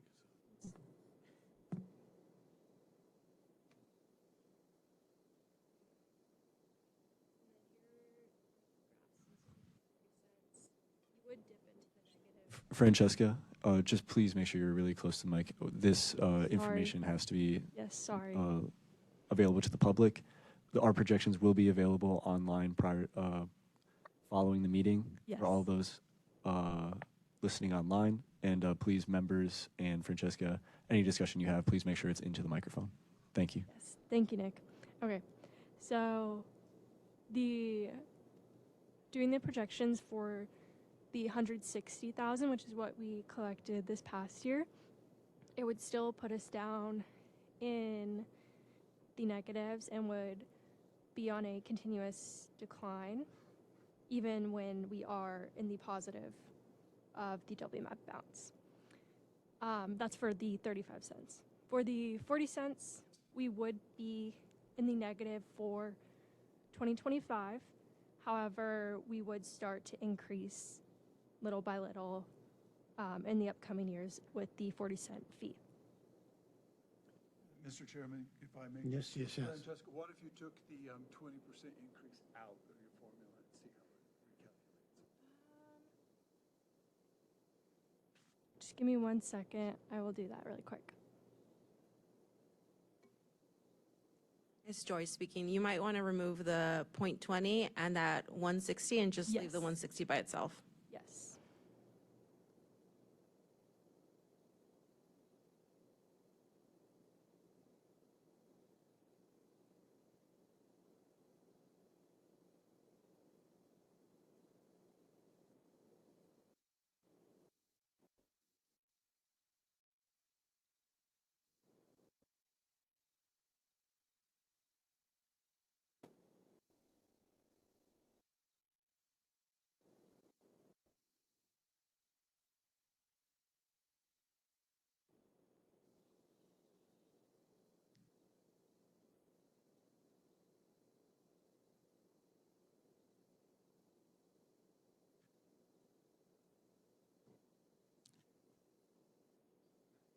Hold on. Sorry, 1 second. I'll be amazed if we're able to solve this, but here.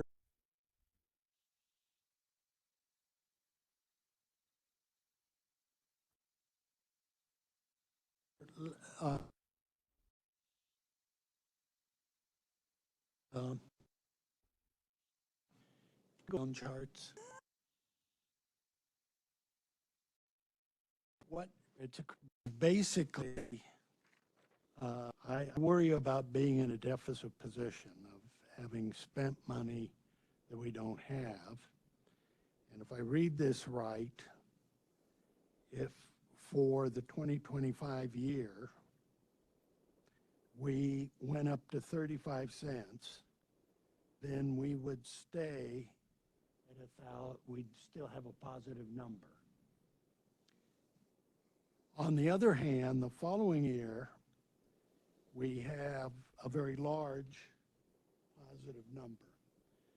So what if, for example, we recommended 35 cents, but next year when we have lots of money,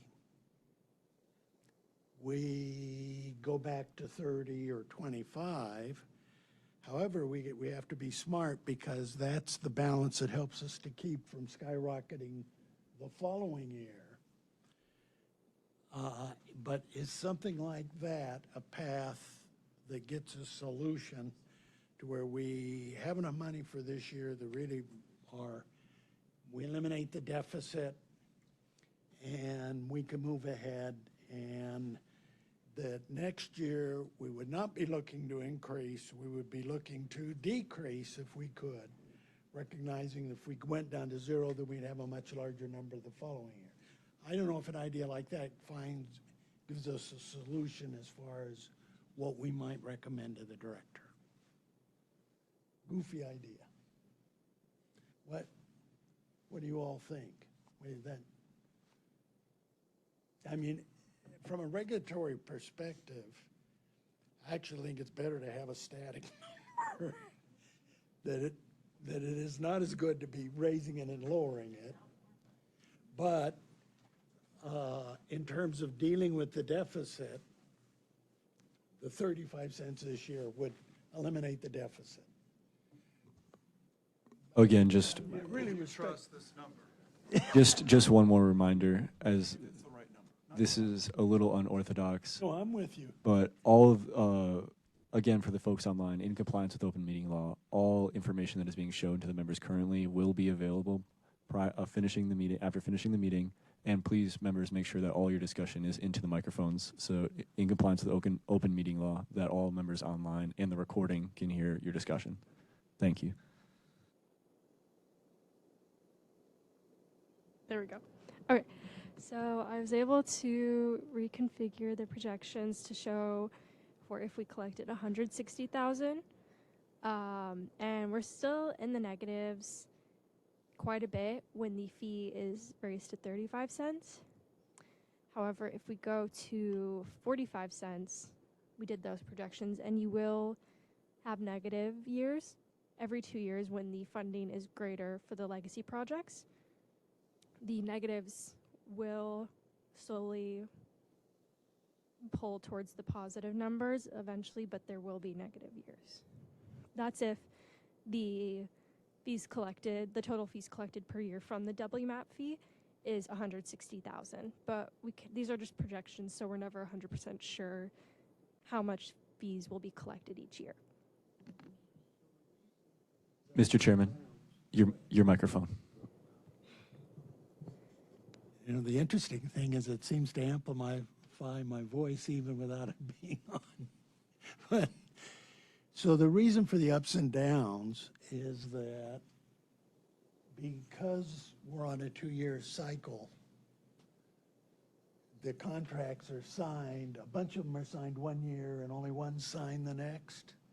Yes, so there are contracts that are every year, like Arizona Project Wet, and then there are some that are every 2 years, which I believe are in the WMAP packet that I gave you. It shows. Would it be possible, as a solution, the next time we approve these legacy projects for extension, to do some of them on a 1-year basis, one time, so that the accrual load is even? So instead of going 75, 403, 75, 403, we'd go 240, 240, 240. Joy speaking. And we wouldn't be so erratic, which would also yield a fee that could be flat and stable, because I think in terms of a user, the increases and potential decreases, what are these guys doing kind of thing. So Joyce speaking, and when we have recommendation, when you guys make your recommendation to the director, when they come in for contract renewals, you could definitely recommend that it be a year, not 2 years when they come in and do their renewal and make that recommendation, that presentation to you all. See, if half of the 403 was given a 1 year, and then after that a 2 years, then you would even it out. So your problem is you're accruing the 2-year payment in 1 year, right? That's the real reason behind all this. So all of a sudden we have 403, and the next year we have 75 and 403. And if for just 1 year you did shorter extensions, you could get it so that it's more level and stable. It's a definite possibility. And our commitment, I think the commitment to the agricultural program, the commitment to Project Wet would still be there, but that instead of getting 2-year contract for one cycle, they'd have a 1-year contract. Then you'd have a flat, and we could do a better job of projecting. And then after you got into it, you would all be, after that 1 year, everybody could be 2 years. That does not solve our problem for today, though.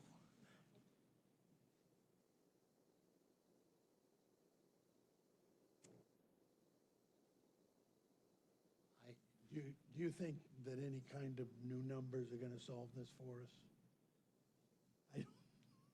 Solve it?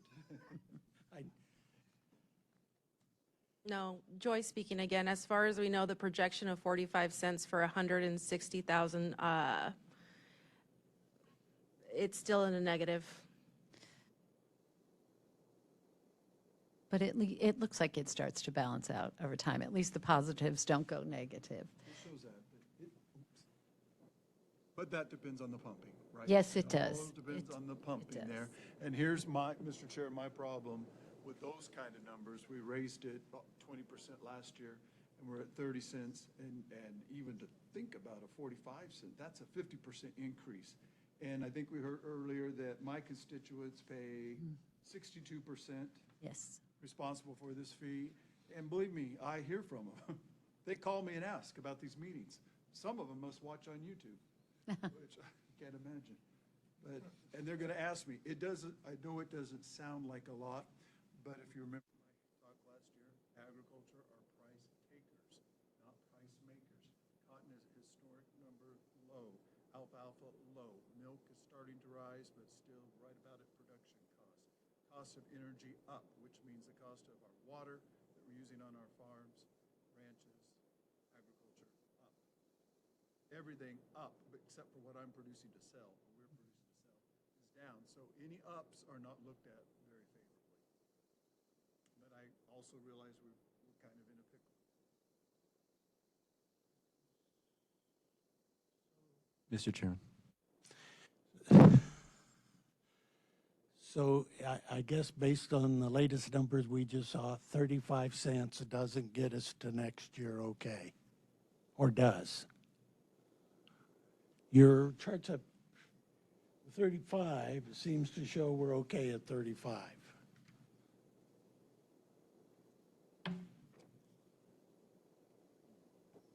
But there were some new numbers. I didn't really get to see them that may not say that, but. I think that the original numbers that we got at 30 cents, which is where we are today, we would be in a deficit to pay the balance of those legacy contracts next year. At 35 cents, it looked like we were clear. I think it all just depends. If you put in the actual amount collected in 2024, 2023, 2024, it'll probably drive those down some more.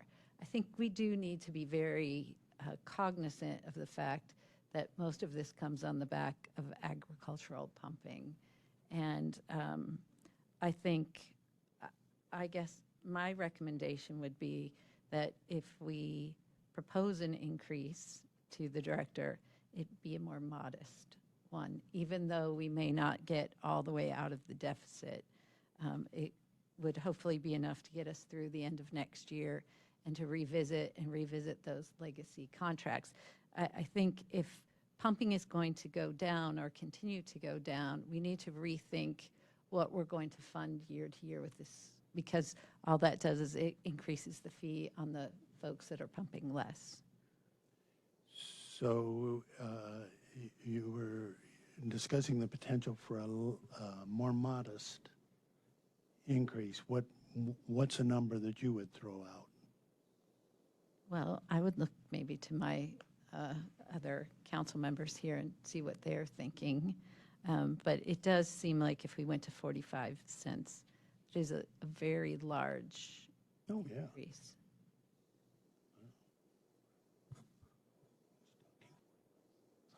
Yeah, I recognize that the agriculture community is bearing the largest cost here. I think a modest increase to like originally was the 35 cents would be, I think, somewhat acceptable, and then go from there. The other ones to me are just too high cost. I'll second your motion. Okay. So just to make sure we're doing the right thing, Rory, did you intend a motion that it be 35 cents this year? And what would your motion be? Sounds like a good motion, whatever it is. I didn't know I was making a motion. Yes, I'm making a motion. I would say 35 cents, and then revisit the other things that we talked about next year, the legacy cost and all those other factors that go into this. Maybe something that you were talking about, Chairman Fairbanks, about, where we get more of a stabilization of what the costs are every year, and then also get a better idea what we're pulling out of the ground, right? I mean, so a lot of things to look at. So your motion recommends that for 1 year we go with 35 cents with an effort to stabilize the cost and take a relook at whether that 35 cents is necessary and appropriate next year. That's correct. Is there a second to that? And Bales seconds it. And Bale seconds it. Okay, we got a motion and a second. Any further discussion? Hearing none. All in favor signify, this, let me make it clear that this is a recommendation to the director. We don't have the power to adopt it, but we recommend this to the director. All in favor signify by saying aye. Aye. Aye. All opposed signify by saying nay. The motion carries by unanimous 4-0 vote. Thank you, everyone. Thank everybody for the hard work in getting there. It's a difficult issue, and I really appreciate Vice Chair Bale's concern for the agricultural community, which really does pay a big part of this fee. Thank you. And now we have the AMA Deputy Director's Report. Is that Ryan Melson? Ryan? Good afternoon, Mr. Chair, council members, and members of the public. I'd like to take this opportunity to provide you with a few updates on recent developments here at ADWR. First, in terms of personnel, I'm pleased to announce that Melissa Sykes has been promoted from our WMAP grant coordinator to our AMA Conservation Program supervisor. Melissa has been with the agency for over 5 years and consistently delivered outstanding work. We're thrilled to see her step into the new role. The second item is around the Alternative Pathway to Designation, or ADAWS. ADWR has initiated a formal rulemaking process to modify the Assured Water Supply rules to create an alternative pathway to designation in the Phoenix and Pinal AMAs. There is a public stakeholder process as a part of that rulemaking, including a public hearing and a comment period, and consideration of the rulemaking by the Governor's Regulatory Review Council, the GRRC. Information regarding this rulemaking and timeline are available on ADWR's website. And then the last item I have is around the Douglas AMA. So ADWR will be working this fall toward the adoption of the first management plan for the Douglas AMA. The statutory structure for subsequent AMAs is different than that for initial AMAs, and we're grateful to the stakeholders and staff that work to create something that reflects the unique and unprecedented nature of that AMA. So thank you, Mr. Chair and members of the council.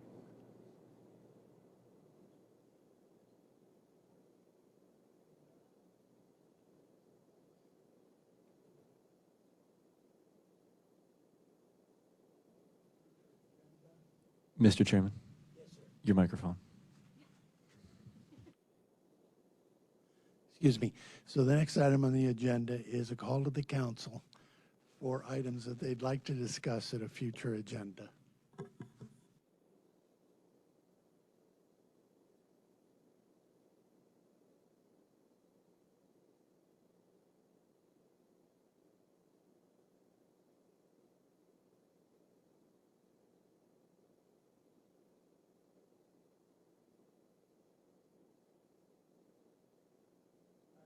Aye.